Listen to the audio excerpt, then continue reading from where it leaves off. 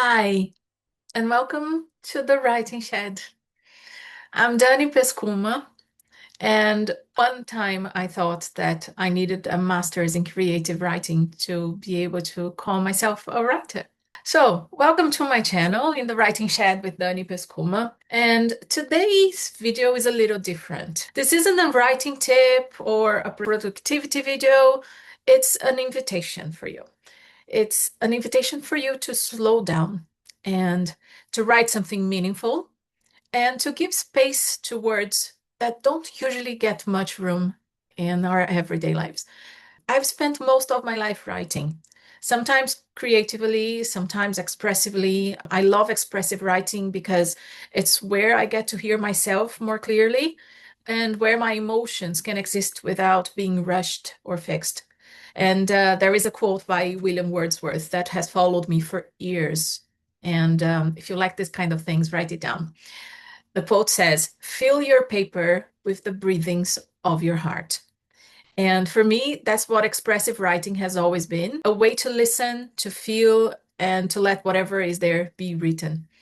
At the same time, I also love creative writing, inventing stories, imagining characters, shaping meaning out of things that we see and we live every day. And writing has always been both a place to land and a place to imagine in my life.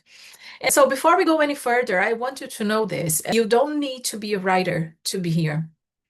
You don't need the exact right words or a clear idea or any kind of training. If you've ever felt the pull to write something, but you didn't quite know how to begin, then this space, the writing shed, is for you.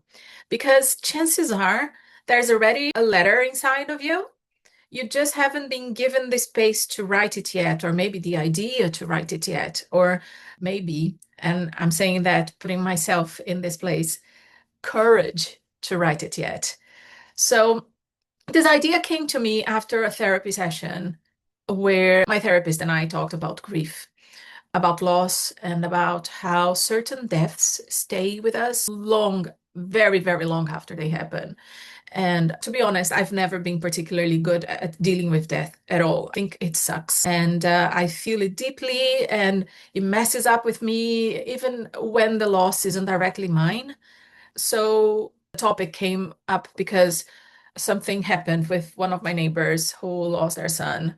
And so, as part of that session, we talked about death and about grief. And my therapist asked me to write about the people whose deaths had shaped me some way or another, and how those losses still live in my life today, how they are connected to my life today.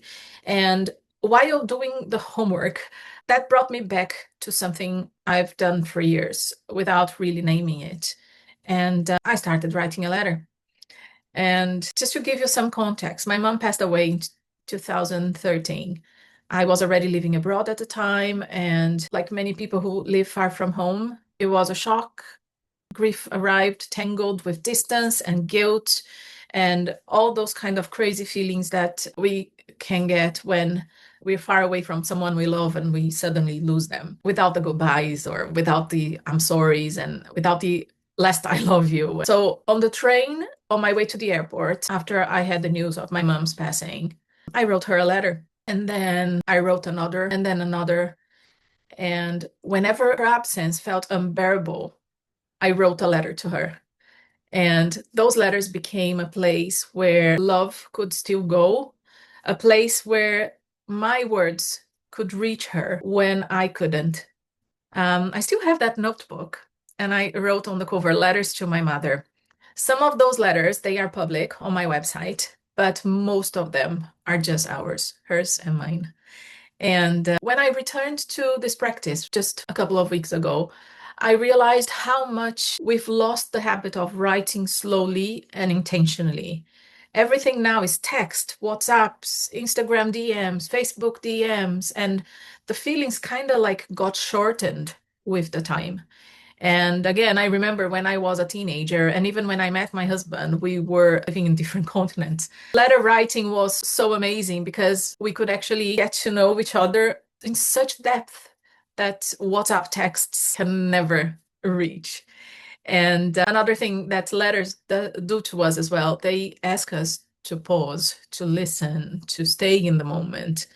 And you can read and reread and carry it with you and open it and smell the letter. And it's just something magical. And when I was doing this in the last couple of weeks, because of my therapist's homework, I knew that I wanted to create a space for this kind of writing in the Writing Shed Club.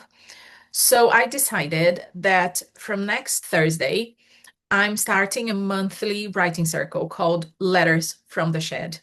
If you don't know much about the Writing Shed Club, it's a community-owned school, and I was planning on doing one monthly writing circle. But then I realized that there's so much that can be done to be just once a month. And then I decided that the first writing circle I wanted to create was in the third week of the month, called Letters from the Shed. So, like I said, it will take place every third week of the month. I'm planning on a Thursday, but inside school, you have the calendar, you have instructions on how to join. And each time, each third week of the month, we will gather for 1 hour to write one single letter. It's going to be guided because I'm going to give you a prompt each week. It's going to be unhurried. It's going to be held in a warm, story-rich atmosphere. And I'll make sure I create the perfect vibe for each month. So each month we'll have a different theme. Some may be more reflective, some may be more surprising. We never know. We can have a sassy one, some could be even playful. And for the first theme, I decided on grief because of my homework a couple of weeks ago. But grief is not going to be the only one. So every month we're going to have a different theme to write a letter. So just to be clear, this isn't a grief circle, okay? It's a letter writing circle for all the words that deserve more space than a message bubble on your phone. And at the end of each circle, anyone who wishes can share their letter. So you can read your letter out loud. So think of it like storytelling around a bonfire with a lot of listening, witnessing without the fixing. And with permission, some letters may later be shared anonymously, read aloud, or published. So with permission, I can read it on a YouTube video, for example, or published on my blog, always with care and consent. Your words remain yours always. So if this speaks to something in you, even quietly deep down in your heart, I would love to welcome you. And I just want to tell you that the Writing Shed Club is a really friendly, creative space for all kinds of writing. And Letters from the Shed is one of the ways we come together inside the club, inside the Writing Shed. So just remember, you don't need to prepare. You don't need to know what you will write in advance. Just bring yourself and your notebook.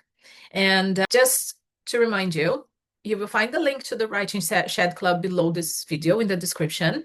And if you have any questions, you can leave them in the comments and I'll come here to answer all of them. And just remember as well, if a letter has been waiting for you, I will leave the key to the shed below. And I really can't wait to welcome you to come in and write with us.